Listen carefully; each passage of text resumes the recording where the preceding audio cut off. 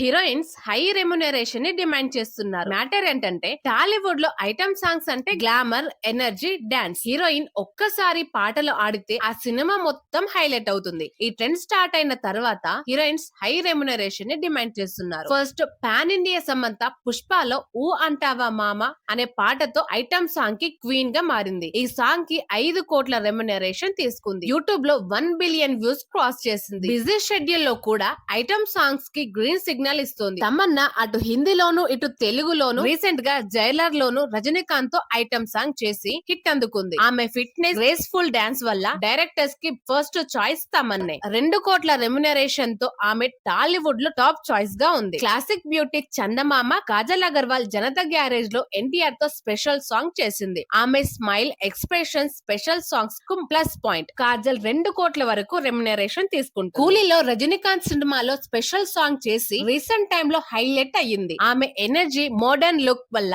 డైరెక్టర్లు ఆమెను ఎక్కువగా ప్రిఫర్ చేస్తున్నారు. 1.5 క్రోర్స్ రెమ్యునరేషన్ కి ఓకే చెప్పడంతో ఆమెను ఆఫర్స్ వెతుక్కుంటూ వస్తున్నాయి. లాస్ట్ గా శృతి హాసన్, మల్టీ టాలెంటెడ్ శృతి హాయ్ నాన్నలో నానితో ఓడియమ్మ అనే సాంగ్ చేసింది. తను ఐటమ్ సాంగ్స్ కి 90 lakhs తీసుకుంటుంది. ఈ హీరోయిన్లలో ఎవరి ఐటమ్ సాంగ్ మీకు ఫేవరెట్ కామెంట్ చేయండి.